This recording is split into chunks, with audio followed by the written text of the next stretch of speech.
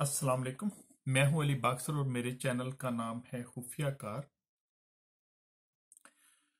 आ, मेरा आज का मौजू है क्या ब्राह्मणों का ताल्लुक यहूदियों से है। क्या ब्राह्मण भी यहूदियों के गुमशुदा ट्राइब्स में से हैं? तो इससे पहले कुछ पॉइंट्स मैं आपको बता चुका हूं जिसमें मेन यही था कि ब्राह्मण इब्राहिम आपस में मिलते जुलते नाम है। और हजरत इब्राहिम अलैहिस्सलाम की बीवी का नाम सायरा, हजरत सायरा बीबी था, जबकि ब्रह्मा की बीवी का नाम सारस्वती था। इससे पहले मैंने आपको यह भी वाजे किया था कि जिस तरह यहूदी हर गैर यहूदी को नापाक और पलीत तस्वर करते हैं, इसी तरह ब्राह्मण भी हर गैर ब्राह्मण को शूद्र और नापाक तस्वर करते हैं। वेद और बाइबल में कुछ और चीजें भी कॉमन पाई जाती हैं, तकरीबन हऊ बहू पाई जाती हैं।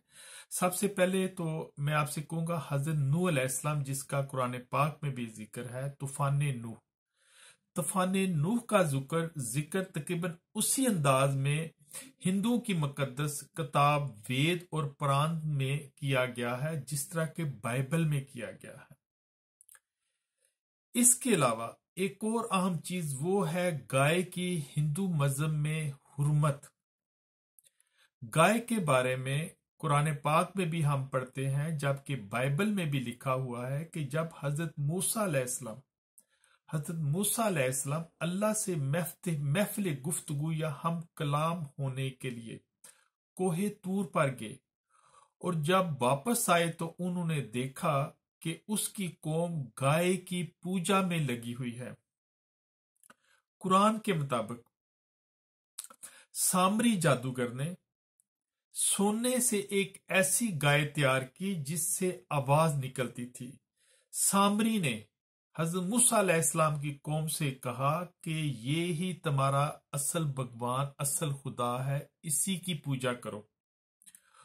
और सामरी से मुतासर होने वाले लोगों ने गाय की पूजा शुरू कर दी थी। जब हजरत मूसा अलैहिस्सलाम वापस आए तो उन्होंने अपनी कौम को दोबारा वहदानियत की तरफ, तौहीद परस्ती की तरफ लेकर आए। जबकि वो लोग जिन्होंने हजरत मूसा अलैहिस्सलाम की पैरवी से इनकार कर दिया था और जो सामरी को आप कहने की ज्यादा अहमियत देते थे, उनको हजरत मूसा अलैहिस्सलाम ने अपनी कौम से निकाल दिया। तो कहीं ऐसा तो नहीं कि ये वही लोग थे या ये वही यहूदी थे जो आहिस्ता आहिस्ता सफर करते करते हिंदुस्तान चले गए और फिर हिंदुस्तान में जाकर उन्होंने गाय की पूजा को वहां पर प्रोमोट किया। दूसरी बात मैं यही आपसे कहूंगा कि चूंकि यहूदी जो है ब्राह्मण के रूप में या ब्रह्मा की औलाद आप उसे कह लें के रूप में जब वो हिंदुस्तान में आए, तो चूंकि उनकी एक नेचर थी कि वो मकामी लोगों के वसाइल पर धीरे धीरे कब्जा कर लेते थे। तो जिस तरह के सामरी ने भी, कुरान पाक में भी हमें मिलता है, उसमें बाइबल में भी मिलता है कि सामरी ने जब लोगों से कहा कि ये गाय तुम्हारा खुदा है, तो औरतों ने अपने जेवरात उतार कर सामरी को दे दिए। जिस तरह सामरी जो है वो मूसा अलैहिस्सलाम की कौम के वसाइल को समेट रहा था, कहीं ऐसा तो नहीं कि जो यहूदी हिंदुस्तान में आए उन्होंने मकामी हिंदुओं के वसाइल को समेटने के लिए बिल्कुल उसी तर्ज पर एक गाय माता का प्लान तैयार किया जिसके तहत वो लोगों के वसाइल को समेटने लगे। बहरहाल इस हवाले से हम मजीद आगे बात करेंगे। यहां पर बताना सिर्फ इतना मकसूद था कि हजरत नूह अलैहिस्सलाम या तूफान नूह का वाकया ब्राह्मण जो है उनकी मजहबी किताब वेद में उसी तरह बयान किया गया है जिस तरह बाइबल में बयान किया गया है, और इसी तरह गाय के वाकयात भी उसी तर्ज में बयान किए गए हैं जिस तरह के बाइबल और कुरान में बयान किए गए हैं। तो ये भी एक वो मुश्तरक बात पाई जाती है ब्राह्मणों की वेद में, जिससे इस बात का अमकान और मजीद जो है वो कवी हो जाता है कि ब्राह्मणों का ताल्लुक भी यहूदी नस्ल के लोगों से है। अच्छा, अब एक और चीज बातों में से बात मैं फिर ये भूल जाऊंगा। आप ये जानकर हैरान होंगे कि यहूदी दिन में 3 बार इबादत करते हैं, सुबह, दोपहर और शाम के वक्त, जबकि ब्राह्मण भी दिन में 3 बार इबादत करते हैं, सुबह, दोपहर, या जिसे हम असर का वक्त, जब सूरज आप कह लें वो नशेब की तरफ जाना शुरू करता है, और शाम के वक्त। तो ये भी एक उनमें जन वो मुश्तरक बात पाई जाती है। एक और अहम नुक्ता मैं यहां पे बयान करूंगा कि जिस तरह यहूदी मकामी कोई भी यानी कि जो लोग हैं वो मिस्र में भी इन्होंने यही किया था, और जब ये इराक में थे उस वक्त भी इन्होंने यही किया था, जब ये अरब में थे इन्होंने यही किया था, यानी कि वसाइल को अपने काबू में करना। और सदियों तक जब ये यूरोप में आए तो वहां पे भी ये वसाइल को अपने काबू में करने की कोशिश करते थे। हिटलर ने इसी वजह से जर्मन से इनको निकालने की कोशिश की थी। दूसरे अल्फाज में हम ये कह सकते हैं कि ये बैंकारी या साहूकारी, या आप कह लें कि ज़र का इस तरह का निजाम वज़ा करते थे, सूदकारी निजाम के, जिससे यहूदियों के वसाइल बढ़ते ही जाते थे। जैसा कि मैंने बताया कि हिंदुइज्म या ब्राह्मणिज्म में भी ब्राह्मण किसी ना किसी तरीके से गैर ब्राह्मणों से लेता ही जाता है। तो ये जो साहूकारी और बैंकारी है, ये यहूदी और ब्राह्मणों में एक ही तरह की है कि जिसमें बिल आखिर या आखिरी फायदा जो है वो ब्राह्मण या यहूदी को ही होता है। तो ये भी एक मुश्तरका बात है जिससे पता चलता है कि ब्राह्मण और यहूदी दर हकीकत एक ही है। अब ये कि यहूदी हिंदुस्तान में कैसे पहुंच गए, वो कैसे एक नई जबान संस्कृत जो है वो डेवलप करने में कामयाब हो गए। इस हवाले से मैं इतना ही कहूंगा कि 732 कबल मसीह जब मिस्रियों ने फलस्तीन पर कब्जा किया तो बहुत से यहूदी ट्राइब, बहुत से लोगों को मिस्रियों ने, जिन्हें आजरी भी कहा जाता है और आसीरियन भी कहा जाता है, उन्होंने यहूदियों को अपना गुलाम बना लिया। जबकि बच जाने वाले यहूदी सऊदी अरब, वहां से फिर वो इराक, और इराक से ईरान, और ईरान से अफगानिस्तान, और अफगानिस्तान से हिंदुस्तान की तरफ मुंतकिल होते गए। ये कमोबेश 3000 किलोमीटर का सफर था जिसे तय करने में मुमकिन है सदियां लगी हों। सदियों के इस सफर में यहूदियों की एक नेचर है कि वो आपस में बाहम मिलकर रहते हैं और आपस में ही मशवरे करते हैं। वो दीगर इकवाम से सीखते जरूर हैं लेकिन उनको सिखाते नहीं।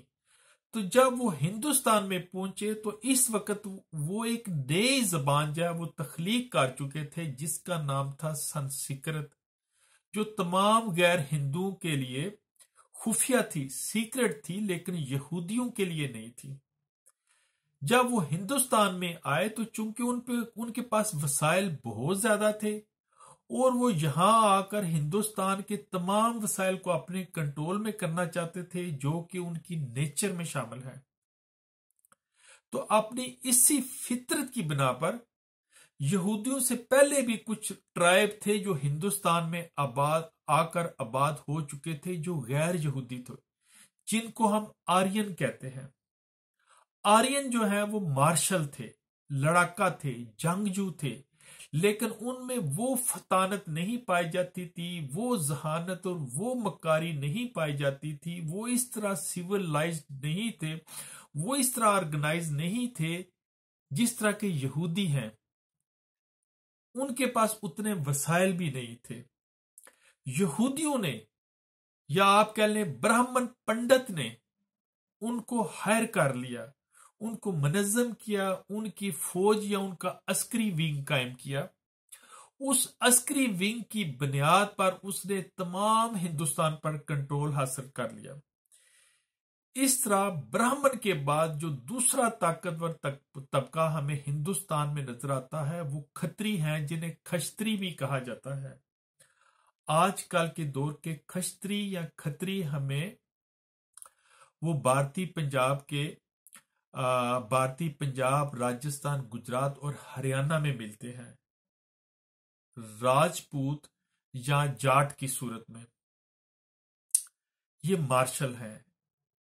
तो ब्राह्मण जो कि अकलियत में थे, जो महज 3% थे, उन्होंने इनको एक्वायर कर लिया, इनको रिक्रूट कर लिया, इनसे एक मनज़्ज़म फौज तैयार की।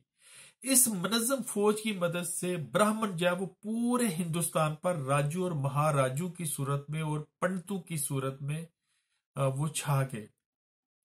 जबकि जो हिंदुस्तान के असल बाशिंदे थे उनको इन्होंने शूद्र का नाम दिया और अपना गुलाम बना लिया, बल्कि गुलामों से भी बदतर उन्हें अपनी जिंदगी गुजारने पर मजबूर कर दिया।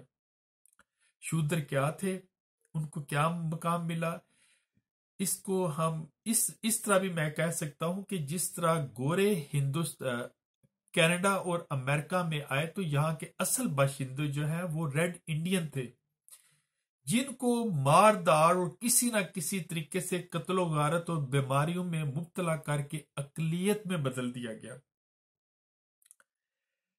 इसी तरह ब्राह्मण और खश्तरी ने मिलकर, ब्राह्मण जो है वो सामीउन नस्ल थे, जबकि जो खत्री हैं या खश्तरी हैं वो आर्यन नस्ल के थे। इन दोनों ने बाहम इश्तराक करके मकामी लोगों को, जिन्हें शूद्र का नाम दिया, गुलाम बना लिया। अब उनको मजीद अपने नीचे दबा कर रखने के लिए एक ऐसी मजहब की माइथोलॉजी तख्लीक की गई जिसके यहूदी पहले से ही जो है वो थे, एक्सपर्ट थे, आप कह लें, या तजर्बाकार थे।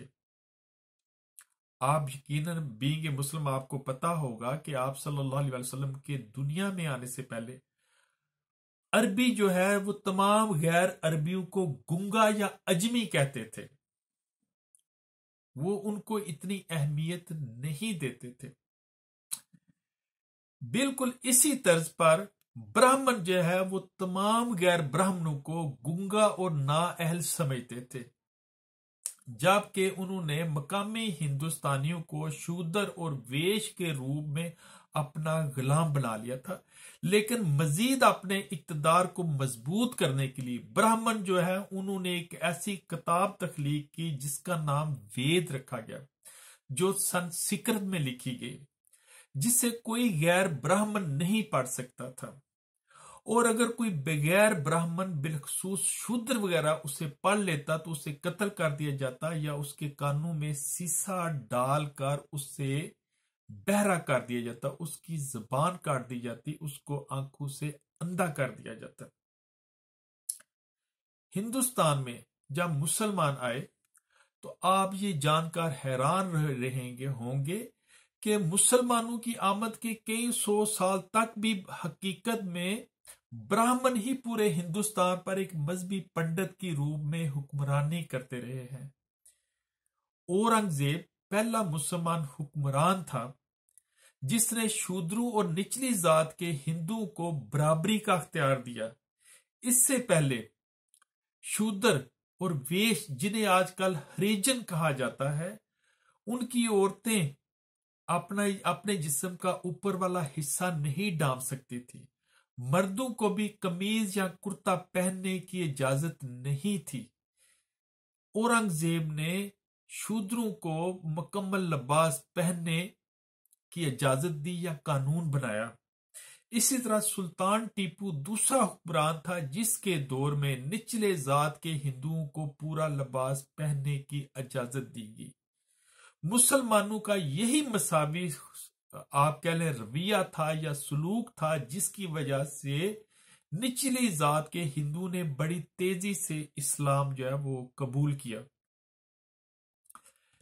तो इसके अलावा और भी कुछ मेरे पास ऐसे पॉइंट्स हैं, मैं आपसे वो बात करूंगा, लेकिन तवालत से बचने के लिए मैं यही कहूंगा कि आज के लिए इतना ही काफी है। आप मेरे साथ राब्ते में रहिएगा। अगर आपको मेरा चैनल अच्छा लगे तो इसको सब्सक्राइब जरूर कीजिएगा। मेरे चैनल का नाम है खुफिया कार। आज के लिए इतना ही, इंशाल्लाह फिर आपसे मुलाकात होगी। अल्लाह हाफिज।